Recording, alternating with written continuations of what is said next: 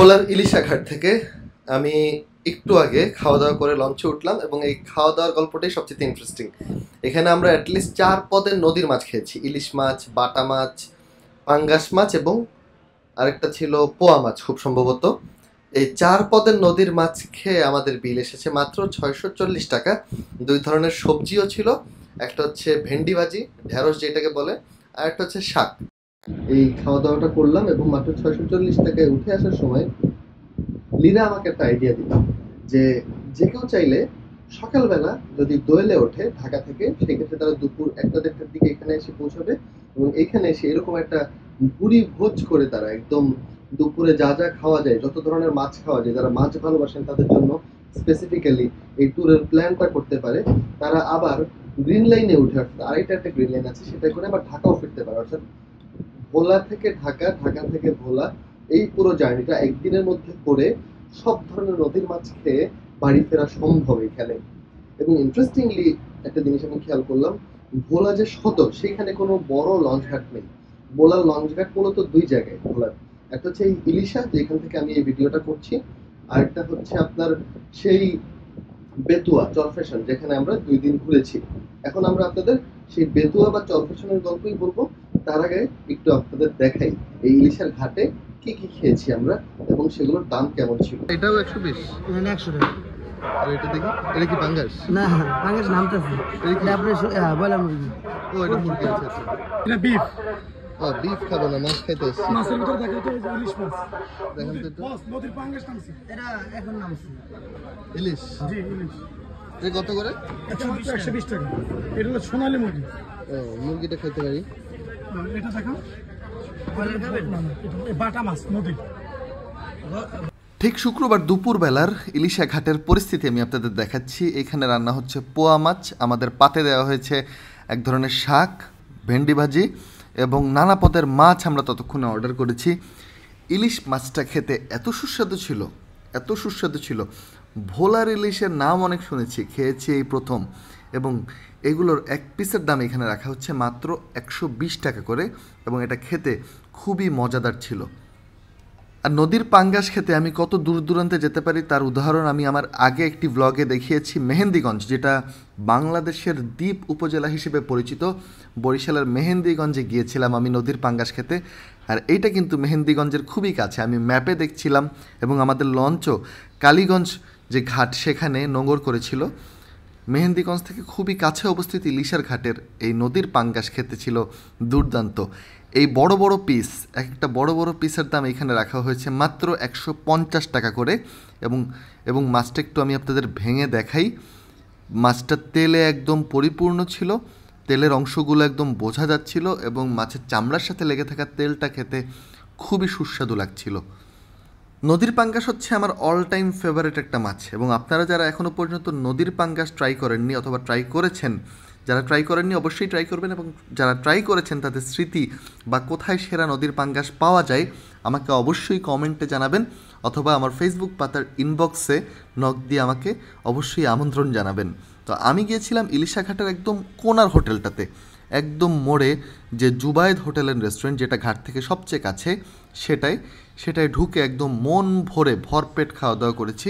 এবং আমরা ঢাকায় ফেরার জন্য উঠেছিলাম দোয়েল পাখি 10 লঞ্চে, যেটা মোটামুটি কমফোর্টেবল একটা লঞ্চ ছিল, তবে ভেতরকার জার্নি খুব একটা স্বস্তিদায়ক ছিল না। কমফোর্টেবল এই সেন্সে বলছি, এসিটা খুব ভালো ছিল। 1400 টাকায় 2 জন ওঠা যায়, অর্থাৎ 1000 টাকা একজন, 400 টাকা একজনের জন্য এডিশনাল একটা কেবিন ভাড়া নেওয়া যায়। তবে কেবিনের মধ্যে প্রচুর পরিমাণে তেলাপোকা ছিল, যেটা আমাদের জন্য একটা বিড়ম্বনার কারণ হয়ে দাঁড়িয়েছিল। ছোট ছোট চাইনিজ তেলাপোকা। ভাগ্যক্রমে আমি ব্যাগে সবসময় অ্যারোসল টাইপের জিনিস রাখি, তাই আমি অ্যারোসল দিয়ে তেলাপোকাগুলোকে মারার একটা চেষ্টা করেছি। তবুও সেই তেলাপোকা কমার কোনো নাম ছিল না এই লঞ্চে। ভোলার মাছের স্মৃতিটা আমার কাছে সবচেয়ে বেশি তরতাজা ছিল, তাই আমি মাছের ভিডিও দিয়ে শুরু করলেও এবারে আমি ভিডিওটার একদম স্টার্টিং পয়েন্টে গেলাম, সেটা হচ্ছে ঢাকার সদরঘাট। ঢাকার সদরঘাটের ভোলার লঞ্চগুলো কিন্তু একটু ভিন্ন দিক থেকে ছাড়ে। আমরা চাইলে সকালবেলার সেই 6 ঘন্টার রাইড ইউজ করতে পারতাম, কিন্তু আমরা চেষ্টা করেছি পুরো যে ট্রেডিশনাল লঞ্চ জার্নি, অর্থাৎ রাত 8টায় উঠে পরের দিন ভোর 6টায় পৌঁছানোর যে লঞ্চ জার্নি সেটি করার। ভোলায় যেতে হলে আপনার আগে ঠিক করতে হবে আপনি এক্স্যাক্টলি কোথায় যাবেন। অর্থাৎ ভোলার 3-4টা পয়েন্ট রয়েছে, যেমন ধরেন ইলিশাঘাট। আপনারা যদি ভোলা সদরে যেতে চান সেক্ষেত্রে ইলিশাঘাটটা বেশ প্রেফারেবল একটা ঘাট। আপনারা যদি বেতুয়া বা চরফ্যাশন যেতে চান, যেটা ভোলার অন্যতম গুরুত্বপূর্ণ একটা উপজেলা, সেই ক্ষেত্রে আপনাদের নিতে হবে বেতুয়া বা চরফ্যাশনের লঞ্চ। এবং আমরা নিয়েছি এমভি টিপু 13। যাওয়ার সময় আমি ঢাকা, বরিশাল, ঝালকাঠির বেশ কয়েকটা লঞ্চ দেখছিলাম। এই প্রথম আমার মনে পড়ে, এই প্রথম জীবনে আমি লঞ্চে করে বরিশাল বা ঝালকাঠি ছাড়া অন্য কোথাও গিয়েছি। তো লঞ্চের জন্য আমরা মোটামুটি জ্যামের কথা চিন্তা করে ওদিন আবার বেগম খালেদা জিয়ার ঢাকায় ফেরা ছিল, সব কিছু মিলিয়ে বেশ আগে রওনা দিয়েছিলাম। আমরা রাস্তাঘাটে তেমন একটা জ্যাম পাইনি। মোটামুটি বাড্ডা থেকে 45 থেকে 50 মিনিটের মধ্যে আমরা সদরঘাট পৌঁছে যাই। তাই আমাদের বেশ খিদে ছিল, বিকেলবেলার খিদে, সন্ধ্যাবেলায় মেটানো যেটাকে বলে। আমরা রুটি এবং সবজি নিলাম এবং মুরগি নিলাম। সারপ্রাইজিংলি সদরঘাটের সামনের এই হোটেলটায় খাবার বেশ ভালো ছিল, আমার কাছে বেশ ভালো লেগেছে। এই হোটেলটার নাম হচ্ছে জাফরান হোটেল অ্যান্ড রেস্টুরেন্ট। ইন্টারেস্টিং একটা হোটেল, খুবই ভালো মুরগির ঝাল ফ্রাই এবং সবজি পাওয়া যায়। আপনারা যদি খিদে লেগে থাকে ওই সময়টায়, সেই ক্ষেত্রে আপনারা ট্রাই করতে পারেন। ইউজুয়ালি তো সদরঘাটে গিয়ে শুধু খাওয়ার জন্য যাওয়া হয় না, প্রয়োজনেই যায় মানুষ। তাই প্রয়োজন মেটাতে আপনারা চাইলে এখানে ট্রাই করতে পারেন খাবার। এরপরে আসি লঞ্চের খাবারে। লঞ্চের খাবার এমনিতেই সুস্বাদু। তো এদিন আমি দামের একটা লিস্টিং দিয়েছিলাম আমার ফেসবুক পাতায়। তো প্রচুর মানুষ খুব রাগান্বিত হয়েছিলেন দাম দেখে। পরবর্তীতে আমি যখন খাবারের ছবিটা দিয়েছি তখন তারা বলেছেন না, খাবারটা বেশ সুস্বাদু দেখতে। তো আমি যেহেতু খেয়ে দেখেছি, আমি আমার এক্সপিরিয়েন্সটা একটু বলি। এখানে লো লাইটের জন্য প্রথমেই দুঃখ প্রকাশ করে নিচ্ছি। এখানে একটা নীল বাতি দেওয়া, খুবই লো লাইট। এখানে আমরা মুরগি নিয়েছি এবং চিংড়ি নিয়েছি এবং লঞ্চের যে স্পেশাল বরিশালের লঞ্চের ডাল চচ্চড়ি নিয়েছি, যেটা খেতে খুবই সুস্বাদু অ্যাজ ইউজুয়াল। চিংড়ি মাছটা অনন্য ছিল, চিংড়ি মাছটা আসলেই খুব মজাদার ছিল। খুবই ভালোভাবে ভোনায় চিংড়ি মাছটা এবং 2 পিস দেওয়া হয়। দাম হচ্ছে 200 টাকা। চিকেনের প্রাইসও 200। চিকেনও যদিও পরিমাণের অনুযায়ী আমার কাছে 200 টাকা একটুখানি বেশি লেগেছে, তবে খুব বেশি না। খাবারটা বেশ সুস্বাদু ছিল। লঞ্চের খাবার যেরকম এক্সপেকটেশন থাকে আমাদের, ঠিক সেই রকমই সুস্বাদু ছিল এখানকার খাবার। টিপু 13 লঞ্চে আমরা উঠেছিলাম বেতুয়া চরফ্যাশন যাওয়ার জন্য। এই লঞ্চটা বেশ কমফোর্টেবল ছিল। আমরা মোটামুটি একটা লাক্সারিয়াস কেবিনই নিয়েছি, কারণ হচ্ছে আমার লঞ্চের এক্সপিরিয়েন্স বলে যে একটা ভিতরে যদি ওয়াশরুম থাকে সেই ক্ষেত্রে সুবিধা হয়। তো আমরা 4000 টাকা খরচ করে ভেতরে ওয়াশরুমওয়ালা রুমটাই নিয়েছি। বরিশালের লঞ্চে অগণিতবার ওঠা সত্ত্বেও ভোলার লঞ্চে কিন্তু আমি প্রথমবার। আর প্রথমবারের এক্সপিরিয়েন্স আমি বলবো যে ভোলার লঞ্চ হচ্ছে অনেকটা ঝালকাঠির যে লঞ্চটা, ওইটার মতো এক্সপিরিয়েন্স। প্রাইজিংটা একটু বেশি, মানে 4000 টাকা তুলনায় রুমটা বেশ ছোট। আমি রুমটা আপনাদের দেখাচ্ছি। ফুড কস্টও নর্মালি আমার কাছে মনে হয়েছে, যদিও আমি যখন ফেসবুকে একদিন এই কেবিনের পুরো মেনু বা এই লঞ্চের মেনুটা 4টা ছবি আপলোড দিই, তখন হচ্ছে অনেকে অ্যাংরি রিয়েক্ট করেছেন, বেশ রাগান্বিত ছিলেন অনেকেই। কিন্তু আমার কাছে মনে হচ্ছে যে চিংড়ির সাইজটা দেখতে পাচ্ছেন, 2টা চিংড়ি মাছ দেওয়া হয়, এটার দাম হচ্ছে 200 টাকা। এটা আসলে 200 টাকায় অন্য কোথাও আমার মনে হয় না আপনারা পাবেন। তার উপরে মাঝ নদীতে তারা বিক্রি করতেছে। আর হচ্ছে মুরগির দাম হচ্ছে 200 টাকা। সব মিলিয়ে মোটামুটি আমার কাছে মনে হয়েছে যে মোটামুটি স্যাটিসফ্যাক্টরি এবং খাবারের মান বেশ ভালো। ডাল চচ্চড়ি, লঞ্চের যে আইকনিক ডাল চচ্চড়িটা, সেইটা এখানে সার্ভ করা হচ্ছে। প্রাইসিংটা আমার কাছে খুব বেশি 19-20 লাগেনি। হ্যাঁ, এখানে একটা জিনিস সত্য যে কফি বা পানি এইসবের দাম এখানে 10-20 টাকা বাড়ায় ধরা হয় এমআরপি থেকে। এটা হচ্ছে লঞ্চের একটা অলিখিত নিয়ম বলা চলে। মূলত আমার স্ত্রী বিশ্ববিদ্যালয়ের প্রভাষক লিরার বিশ্ববিদ্যালয়ের জন্য একটা গবেষণার কাজে এইখানে আমাদের যাওয়া। তো ভোলায় আমরা স্টে করেছিলাম পরিবার উন্নয়ন সংস্থা এফডি এর হেড অফিস যেটা, সেইটার রেস্ট হাউসে। এটার ভেতরকার লুকটা আমি আপনাদের একটু দেখাই। তার আগে বলে রাখি, এটা কিন্তু এই চরফ্যাশন এলাকার অনেক পরিবারের উন্নয়নের সাথে ওতপ্রোতভাবে জড়িয়ে, এবং পল্লী কর্ম সহায়ক সংস্থা পিকেএসএফ এই সংস্থাটার মাদার সংস্থা, এবং তারা নানা প্রজেক্টের মাধ্যমে এইখানকার মানুষের জীবনমান উন্নয়নে সাহায্য করে থাকে। ভেতরের রুমটা বেশ পরিপাটি। দাম আমি বলবো না, যেহেতু এটা সবার এক্সেস আসলে নেই, কিন্তু খুব নামমাত্র মূল্যে আসলে আমরা এখানে থাকতে পেরেছি। জায়গাটা খুব সুন্দর এবং সবচেয়ে বড় কথা খুব কমফোর্টেবল। তো আমাদের প্রথম দিনের যাত্রা ছিল হচ্ছে কচ্ছপিয়া, সেখান থেকে দক্ষিণ আইচা। কচ্ছপিয়ায় যাওয়ার পথে একটা random hotel, Rabbi hotel and restaurant খুব সম্ভবত, সেখানে আমরা সরপুঁটি মাছ দিয়ে ভাত খেয়েছি এবং এদিন আমি ওয়াদা করেছি আর কখনো জীবনে সরপুঁটি মাছ কোনো হোটেলে অর্ডার করব না, কারণ এত এত কাটা, এত এত ভয়াবহ কাটা, প্রতিটা স্টেপে স্টেপে কাটা। ওই যে একটা ক্যানভাসাররা বলে না যে জায়গায় বেজায়গায় সব জায়গায় কাটা, তবে এখানকার চাটা খেয়ে আমার কাছে অন্যরকম ভালো লেগেছে। দুধ মালাই চা, দুধে পরিপূর্ণ। তো আমরা পৌঁছে গেলাম কচ্ছপিয়ায়। এইখানে এসে দেখলাম একটা মাছের আড়ত বা হাট বসে এখানে। মাছ মূলত সকালবেলা প্রতিদিন ভোরে এইখানেই আসে সমুদ্র থেকে। যে নদীটা আমি আপনাদের দেখাচ্ছি সেটা সমুদ্রের সাথে সরাসরি কানেক্টেড এবং এইখানে গিয়ে আমার হাওয়া সিনেমার নৌকাগুলোর কথা মনে পড়ে গেল। এবারে আমরা যাচ্ছি হচ্ছে আরেকটা গ্রাম, সেটা হচ্ছে দক্ষিণ আইচা, এটা আরেকটা উপজেলা।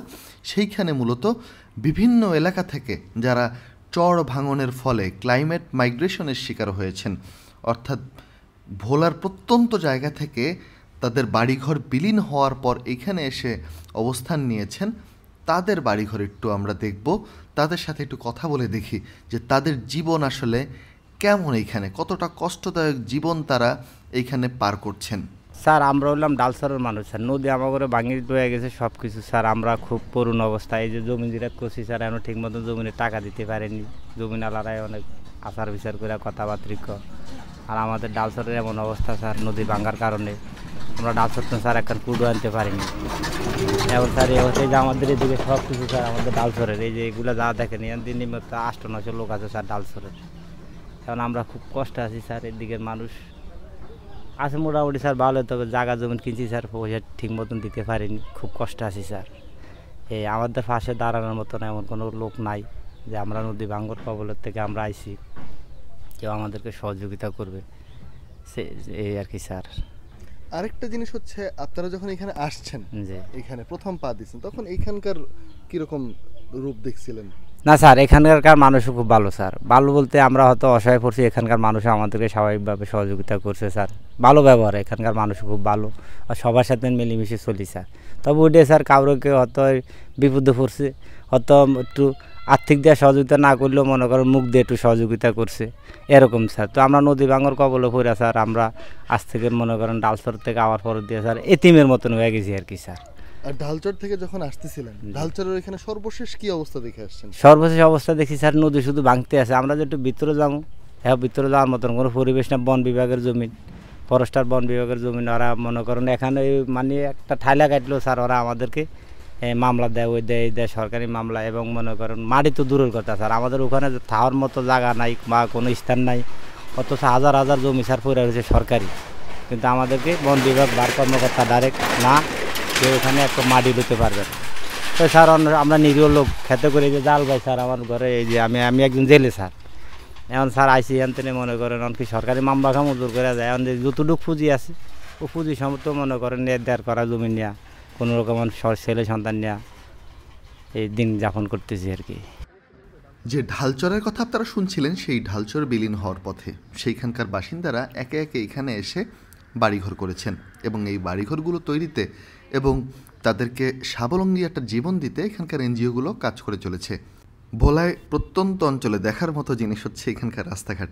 আমি পার্সোনালি এক্সপেক্ট করি না এখানে এত ভালো সুন্দর রাস্তা থাকবে, এবং রাস্তা এতটাই ভালো যে 1 লেন করা হয়েছে ধান শুকানোর জন্য, বাকিটাতেও খুব আরাম আয়েসে মানুষজন চলাফেরা করছেন।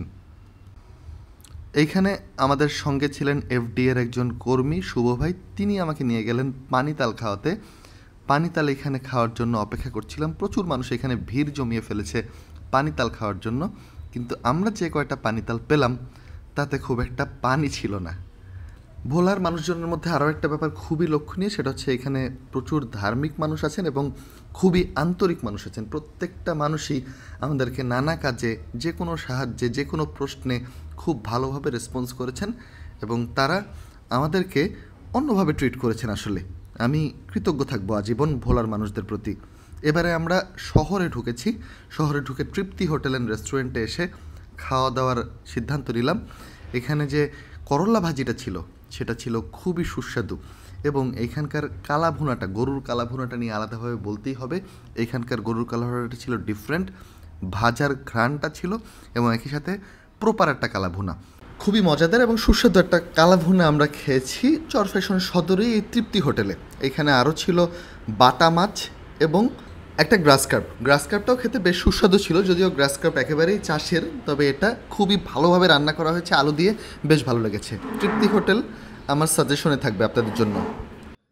ভোলার চরফ্যাশনের অন্যতম একটা নিদর্শন হচ্ছে এই জ্যাকব টাওয়ার। এই জ্যাকব টাওয়ারকে কেন্দ্র করে আশেপাশে মোটামুটি একটা আড্ডা দেওয়ার জোন গড়ে উঠেছে, যেখানে ফুচকা, চটপটি, নানা ধরনের খাবার টাবার পাওয়া যায়। এখানে গিয়ে আমি ফুচকা খেলাম এবং চটপটি খেলাম, গড়পড়তাই লেগেছে, খারাপও না ভালোও না। 50 টাকা প্লেট, মোটামুটি মানের একটা টক দেওয়া হয়। এই জায়গাটায় হচ্ছে ভোলার মোটামুটি সব খাবার দোকান, বাস স্ট্যান্ড, চরফ্যাশন এলাকার আর কি, ভোলা না। ভোলা আর চরফ্যাশন কিন্তু দুটা ডিফারেন্ট জায়গা। এর মধ্যে আমি গেলাম হচ্ছে নিরালা হোটেল অ্যান্ড রেস্টুরেন্টে, যেখানে আমরা 2 বেলা 2টা সন্ধ্যা গিয়েছি। বেশ মজাদার মিষ্টি পাওয়া যায়। ভোলায় যদি আপনারা চরফ্যাশনে গিয়ে মিষ্টি খেতে চান, সেই ক্ষেত্রে নিরালা হোটেল অ্যান্ড রেস্টুরেন্টটা আমি আলাদাভাবে সাজেস্ট করব। পুল পার হয়েই হাতের ডানে বাজারের ভেতর এই রেস্টুরেন্টটা অবস্থিত। সন্ধ্যার পর ভিড় লেগে থাকে, প্রচুর মানুষের আনাগোনা থাকে। এইখানে চাইলে আপনারা সবজি এবং ডিমও খেতে পারেন। যদি হাঁসের ডিম খান, হাঁসের ডিমের নরম পোচ অথবা নরম মামলেটটা অর্ডার করবেন, খারাপ লাগবে না। সাথে নিয়েছিলাম 1 কাপ চা। এখানে মিষ্টির সমাহার দেখে আসলে আমি মুগ্ধ হয়ে গেছি এবং মিষ্টির ঘ্রাণটা খুবই সুন্দর ছিল, একটার চেয়ে একটা মিষ্টি মজাদার। এই ভেতরটায় বাজারে ঘুরতে ঘুরতে দেখলাম চরফ্যাশনের পান বেশ বিখ্যাত। এখানে পানের আলাদা আড়ত আছে, প্রচুর বিস্কুট বিক্রি হয় এই নিরালা রেস্টুরেন্টের আশেপাশে। এবার আমরা দেখাবো ভোলার চরফ্যাশনের কোথায় সেরা নাস্তাটা পাওয়া যায়। অপু নজরুল ভাই, যিনি বাংলাদেশের বিখ্যাত একজন ট্রাভেলার এবং একই সাথে তিনি ট্রাভেলকে খুব সুন্দরভাবে ন্যারেট করেন, মানুষকে উৎসাহী করে তোলেন, তার কাছ থেকে আমি সাজেশন নিয়ে গিয়েছিলাম ভোলার একটা রেস্টুরেন্টে, চরফ্যাশনের বিশেষত সদরেই, এই নিরালার আশেপাশেই কালীবাড়ি রোডে। এইখানে নানা পদের ভর্তা দিয়ে ভাত খাওয়া যায়। আমি সব পদের ভর্তা নেওয়ার পরে এখানে দাম এসেছে 1 প্লেট ভাত 55 টাকা। এতটাই সস্তা এখানে খাবার। ভর্তার মধ্যে ছিল বাদাম ভর্তা, পেঁপে ভর্তা, কচু ভর্তা, শুটকি ভর্তা, আলু ভর্তা, কাঁচা কলা ভর্তা, ডাল ভর্তা, আরও কয়েক পদের ভর্তা, যেগুলোর নাম আমার এই মুহূর্তে মনে নেই। এখানে মোটামুটি 10 থেকে 15 পদের ভর্তা থাকে। কিছু কিছু ভর্তা 5 টাকা, কিছু কিছু ভর্তা রাখা হয় 10 টাকা। যেমন মাছের যে ভর্তাটা, টাকি মাছের, সেটার দাম হচ্ছে 10 টাকা। অন্যান্য ভর্তাগুলো মোটামুটি 5 টাকায় দেওয়া হয় এখানে 1 চামচ। সকালবেলা ভর্তা দিয়ে ভাত খাওয়ার যে আয়োজনটা, এটা কিন্তু বরিশাল বিভাগের বেশ প্রচলিত একটা রীতি। আমাদের ওইখানে কিন্তু আলু ভর্তা, ডাল দিয়ে একটা ডিম ভাজি দিয়ে ভাত খাওয়া সকালবেলা বেশ প্রচলিত। এবং এইখানেও দেখলাম ভর্তা দিয়ে ভাত শুধুমাত্র সকালবেলাই পাওয়া যায় এই রেস্টুরেন্টগুলোতে, বাকি সময় কিন্তু এত ভর্তার সমাহার থাকে না। এই রেস্টুরেন্টের নাম হচ্ছে আলহামদুলিল্লাহ রেস্টুরেন্ট। এই রেস্টুরেন্টে আমি আরও একবার দুপুরের খাবার খেয়েছি, আমার কাছে বেশ মজা লেগেছে। আর এটা হচ্ছে হাঁসের ডিম ভাজি, এটাও এই খাবারের স্বাদ বহু গুণে বাড়িয়ে দিয়েছে। আর নিয়েছিলাম আমরা একটা মুরগি। এই ভর্তা টর্তার তুলনায় মুরগির দামটা কিন্তু অনেক বেশি। এই 1 প্লেট মুরগির দাম হচ্ছে 180 টাকা, 4 পিস থাকে, ভালোই থাকে। তবে আমি বলেছি ভর্তার তুলনায়, অর্থাৎ 55 টাকায় আমি যেখানে 1 প্লেট ভাত খাচ্ছি, সেখানে এখানে একটা তরকারি 180 টাকা রাখা হয়েছে। এটা হচ্ছে কালীবাড়ি রোড। কালীবাড়ি রোড কাউকে জিজ্ঞেস করলেই বাস স্ট্যান্ড পার হয়ে হাতের ডানে দেখিয়ে দেবে। পরের দিন আবারও লিরার ফিল্ড ডিউটি ছিল, তাই আমরা আবারও চলে গেলাম ভোলার একেবারে প্রত্যন্ত জায়গা দক্ষিণ আইচার দিকে। দক্ষিণ আইচে যেতে যেতে দেখলাম প্রচুর জায়গায় ধান মারাই হচ্ছে। এখানে ধানের যে আবাদ কতটা বেশি সেটা রাস্তায় দেখলে খুব স্পষ্টভাবে বোঝা যায়। প্রতিটা রাস্তায়, অর্থাৎ হাইওয়েতে, একদম হাইওয়ের মধ্যে ধান ছিটিয়ে এখানে শুকোতে দেওয়া হয়েছে। বিভিন্ন জায়গায় নারী পুরুষ সবাই মিলে কাজ করছেন এবং সব মিলে একটা উৎসব আয়োজন ছিল এইখানে। এবং ধান মারাইয়ের দৃশ্যগুলো দেখতে অটো থেকে বেশ ভালো লাগছিল আসলে আমাদের। যেহেতু সত্যি কথা বলতে, ওই যে অনেকেই ব্লগে বিভিন্ন ধরনের জিনিস দেখানোর পর বলে না নতুন দেখছে, আমার কাছে ব্যাপারটা ওইরকমই, আমি নতুনই দেখছি ভাই। এবং গ্রামে পুকুরে হাঁস নামার যে দৃশ্যটা, এটা কিন্তু আমার কাছে খুব সুন্দর লাগে। এখানে এটার পেছনে আমার একটা ফিলোসফি আছে। হাঁস খুব সহজেই নিজের দুঃখ কষ্ট গ্লানি ঝেড়ে ফেলতে পারে, মানুষের জীবনের সাথে এটা খুব প্রাসঙ্গিক। হাঁস যেভাবে পানি থেকে উঠেই নিজের শরীরের পানিটা এক ঝটকায় ঝেড়ে ফেলে, এই দৃশ্যটা আমার কাছে খুব ভালো লাগে। তো আমাদের ফিল্ডের কাজ শেষে আমরা আবারও চলে এলাম চরফ্যাশন মেইন সদরে এবং সেখানে আবারও আলহামদুলিল্লাহ রেস্টুরেন্টে আমরা ঢুকলাম। এবারে আমরা মাছ দিয়ে ভাত খাবো, মজাদার সব মাছ। শুরুতে নিলাম হচ্ছে আমরা ঢেঁড়স ভাজি। এই রেস্টুরেন্টের ঢেঁড়সবাজিটা খুবই মজাদার ছিল। এছাড়া আমরা নিয়েছি নদীর পাঙ্গাস এবং কোরাল মাছ। এখানে পাঙ্গাস মোটামুটি 200 টাকা পিস, বেশ ভালো সাইজ দেওয়া হয়। তেল ছিল মোটামুটি ভালোই, চামড়াটা খুব মজাদার পাঙ্গাসের, খুব সুন্দর করে রান্না করা হয়েছে। রান্না নিয়ে একেবারেই কমপ্লেন নেই, সাইজটাও খুব ভালো।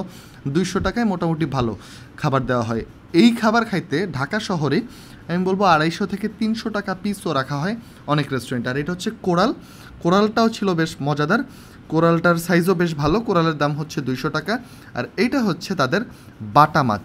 বাটা মাছটা আমার কাছে বেশ লেগেছে। সত্যি কথা বলতে ভোলায় এসে মাছের যে তৃপ্তি নিয়ে খেয়েছি সেটা ছিল অনন্য। আপনারা যারা মাছ খেতে পছন্দ করেন, বিভিন্ন জায়গায় ঘুরে ঘুরে গিয়ে নদীর মাছটা খেতে পছন্দ করেন, তাদের জন্য আমার হাইলি সাজেশন থাকবে ভোলায় অবশ্যই যাবেন। এইখানকার নদীর পাঙ্গাস, নদীর বাটা মাছ, নদীর বিভিন্ন ধরনের মাছ, এছাড়া চাষের মাছগুলো তারা বেশ ভালোভাবে রান্না করে। এই ব্যাপারটা আমার কাছে খুবই ভালো লেগেছে। আরেকটা জিনিস হচ্ছে ভোলার মানুষের আতিথেয়তা, যেটা আমি শুরুতেও একবার বলছিলাম। এখানে প্রতিটা রেস্টুরেন্টেই মোটামুটি খুবই সুন্দরভাবে আদর আপ্যায়ন করা হয় এবং খুবই রেসপন্সিভ, তারা রেসপন্সিবিলিটি নিয়ে তারা খাওয়ান প্রতিটা মানুষকে। অর্থাৎ আপনি যে সার্ভিসটা পাচ্ছেন, যেই টাকা দিচ্ছেন, ওইটার বিপরীতে খুব ভালো একটা সার্ভিস এইখানে দেওয়া হয়। এই ব্যাপারটা আমার কাছে আলাদা করেই ভালো লেগেছে। আর রাস্তাঘাটেও অটোওয়ালা থেকে শুরু করে চায়ের দোকানে বা নিরালা রেস্টুরেন্টে যাদের সাথে আমরা বসেছিলাম, যাদের সাথে আমরা গল্প করেছি, আড্ডা দিয়েছি, তারাও খুব আন্তরিকভাবে তাদের জীবনের গল্প শেয়ার করেছেন। কেউ কেউ তার ছেলে কোথায় পড়েন, কি করেন, তার ছেলেকে নিয়ে তার টেনশন, এই ব্যাপারগুলো আমাদের কাছে শেয়ার করেছেন। কেউ কেউ কোথাও এক জায়গায় যাব, তারা একদম পারফেক্ট জায়গাটা আমাদের দেখিয়ে দিয়েছেন। যেমন হচ্ছে চরফেশন থেকে ইলিশাঘাট যাওয়ার পথে আমরা সিএনজি খুঁজছিলাম। তো কিছুদিন আগে ভোলায় হচ্ছে সিএনজিওয়ালাদের সাথে বাস মালিক সমিতির একটা মোটামুটি দ্বন্দ্ব হচ্ছিল। সিএনজি তারা চলতে দেবে না, অর্থাৎ 3 জনের বেশি বাসের মালিকেরা। আবার সিএনজিওয়ালারাও হচ্ছে এটা নিয়ে আন্দোলন করছে। বেশ এটা ধর্মঘট মতো হয়েছিল বাসের। তারপর থেকে সিএনজি পাওয়া যাচ্ছিল না। তো একজন আমাদেরকে খুব সুন্দর করে ডিরেক্ট করে দিলেন কোথায় গেলে আমরা ডিরেক্ট বাসটা পাবো। যদিও বাসের সার্ভিস খুব একটা ভালো না, একটু পরপরই বাস থামাচ্ছিল, সেটা আসলে ডিরেক্ট বাস বলা যায় না। তবুও লোকালে আসলে এই ধরনের বাসই সবসময় পেয়ে থাকি আমরা, এছাড়া আসলে আমাদের কোনো উপায় নেই। আর ভোলায় গিয়ে নতুন একটা মাছের প্রেমে পড়েছি আমি, সেটা হচ্ছে বাটা মাছ। বাটা মাছটা আমার কাছে বেশ ভালো লেগেছে, খুবই সুস্বাদু, ভেতরটা অন্যরকম মজা এবং খুব ভালোভাবে রান্নাও করা হয়েছে। আসলে খুব ভালোভাবে রান্না করা না হলে এই নদীর মাছগুলো যেই প্রায়োরিটি পাওয়ার কথা, যেই মূল্য পাওয়ার কথা, মনের মূল্যর কথা বলছি আমি, সেটা আসলে পায় না। তো এখানে মাছ যেরকম ভালো, একইভাবে রান্নাটাও সেরকম ভালো হয়েছে। এবং ভোলায় আমরা মোটামুটি মডারেট ওয়েদার পেয়েছি। প্রচণ্ড গরম ছিল দুপুরবেলা, এটা ঠিক, কিন্তু বিকেলবেলা আমরা যখন রেস্ট হাউসে ফিরে আসি তখন দেখলাম প্রায় একটা কালবৈশাখী ঝড় ধেয়ে আসছিল। যদিও যে বৃষ্টিটা আমরা এক্সপেক্ট করছিলাম সেই বৃষ্টিটা আসলে আসেনি। ফ্লোয়িং বাতাসের কারণে মেঘ উপর দিয়ে সরে গিয়েছে এবং পাশেই উপকূল। ভোলা কিন্তু একটা উপকূলীয় জেলা, সেই কারণে আমরা এখানে খুব উপভোগ করেছি এই ঝড়টা। যদিও এই ঝড়টা আসলে সবার জন্য উপভোগ্য না, অনেকের মনেই বেশ একটা আতঙ্ক নিয়ে আসে। কারণ ভোলায় আমি প্রচুর সাইক্লোন শেল্টার দেখেছি বিভিন্ন জায়গায়, এবং ঘূর্ণিঝড় বা সাইক্লোন হলে ভোলা হচ্ছে বাংলাদেশের ওয়ান অফ দ্য ফার্স্ট জেলা যেটা খুব তাড়াতাড়ি আক্রান্ত হয়। টানা লঞ্চ জার্নি করতে করতে কিছু দৃশ্য দেখে ক্লান্ত আমি। এই ভিডিওর একদম শেষ ভাগে কয়েকটা লাইন বলবো, একটু মনোযোগ দিয়ে শুনবেন আপনারা এবং আশেপাশে ছড়িয়ে দেওয়ার চেষ্টা করবেন আমার কথাগুলো। তার আগে একটু বলে রাখি, ভোলা জেলা সম্পর্কে একেবারে সংক্ষিপ্ত আকারে কিছু পরিচয়। এখন যেমন আপনারা দেখছেন ভোলা বরিশালের আন্ডারে, বরিশাল বিভাগের আন্ডারে, একসময় কিন্তু ভোলা বরিশালের আন্ডারে ছিল না, একসময় ছিল নোয়াখালীর আন্ডারে। এটা 1984 সালের দিকে জেলা হিসেবে স্বীকৃতি পায়। তার আগে এটা নোয়াখালী জেলার অধীনে একটা সাব ডিভিশন ছিল। পরবর্তীতে এটা বরিশালের যে বিভাগ, বরিশাল বিভাগের আন্ডার হয়। ভোলা জেলার উত্তরে বরিশাল জেলা এবং মেঘনা নদী, দক্ষিণে কিন্তু বঙ্গোপসাগর, এবং পূর্বে নোয়াখালী এবং লক্ষ্মীপুর জেলা এবং মেঘনা নদী, আর পশ্চিমে আরেকদিকে বরিশাল ও পটুয়াখালী জেলা এবং তেঁতুলিয়া নদী অবস্থিত। এবং ভোলার জন্ম কিন্তু খুব বেশি দিনের না। ভোলা জেলার টিকে থাকা নিয়ে অনেক ধরনের কথাবার্তা, নানা ধরনের অ্যাজাম্পশন তৈরি হয়েছিল। তখন কিন্তু ভোলা থেকে অনেকেই ক্লাইমেট মাইগ্রেশনের মাধ্যমে গুলশানে চলে এসেছিল। তাই গুলশানের গুদারাঘাটের এক সময়কার নাম ছিল ভোলাগ্রাম। তারও আগের ইতিহাস যদি আমরা দেখি, ভোলায় 1500 সালের দিকে মগ এবং পর্তুগিজরা আক্রমণ করে এবং তারা এই দ্বীপটায় বেশ ভালোই একটা ঘাঁটি গড়ে তোলে। আরাকানদের বর্গি এবং মগরা বিভিন্ন সময় শাহবাজপুর সহ আশেপাশের দ্বীপকে ঘাঁটি বানিয়ে এই দেশে বেশ একটা বাণিজ্য বলেন আর লুটপাট বলেন, বেশ একটা আধিপত্য তারা বিস্তার করেছিল সেই সময়ে। বলা বাহুল্য মনপুরা যে চরটা এখন রয়েছে সেইটা ছিল এই ভোলা এলাকার দস্যুবৃত্তির মূল কেন্দ্র। এখন আমি বলে রাখি একটু, এই যে ক্লিপটা দেখছেন, এই ক্লিপের খানিকক্ষণ আগেই এইখান থেকে প্লাস্টিক এবং নানা ধরনের পানির বোতল নিচে ফেলা হচ্ছিল। যিনি এখন ফেলছেন তিনি কিন্তু ফেলেন নাই, এমনিতেই প্লাস্টিকের বোতল একটু পরপর ফেলা হচ্ছিল। কে বা কারা সেটা নিয়ে আসলে আলাদাভাবে কথা বলতে চাই না, বাংলাদেশের মানুষই আসলে এরকম। আমি বলি অনেকেই ফেসবুকে নানা ধরনের স্ট্যাটাস দেয়, নানা ধরনের কথাবার্তা লেখে, পরিবেশ নিয়ে তারা খুব উদ্বিগ্ন। এই মানুষগুলোও কিন্তু নদীতে বিভিন্ন জিনিস ফেলা নিয়ে নিজেকে আটকে রাখতে পারে না। এই ব্যাপারটা নিয়ে একটু কথা বলার চেষ্টা করবেন। যেই পানিতে বিভিন্ন জিনিস ফালায়, আপনার সামনে ফালাক, দূর থেকে ফালাক, একটু দেখার চেষ্টা করবেন, তাকে একটু সুন্দর মতো বোঝানোর চেষ্টা করবেন, আক্রমণাত্মক ভাষায় না, পোলাইটলি, যে এই জিনিসটা আসলে আলটিমেটলি আমাদের পরিবেশের ক্ষতি হচ্ছে। ধন্যবাদ সবাইকে আমার এই ভিডিওগুলো নিয়মিত দেখার জন্য। ভোলা জেলা নিয়ে আমার এই ব্লগটা যদি ভালো লেগে থাকে, আশা করি আপনারা নতুন নতুন জেলা আমাকে সাজেস্ট করবেন এবং আমার এই চ্যানেলটার সাথে থাকবেন। ইউটিউবে যারা এখনও সাবস্ক্রাইব করেননি তারা সাবস্ক্রাইব করবেন। যাদের আমার চ্যানেলটি ভালো লেগেছে, কাছের মানুষদের কাছে অবশ্যই রেকমেন্ড করবেন রায়হানিজম ট্রাভেল অ্যান্ড ফুড।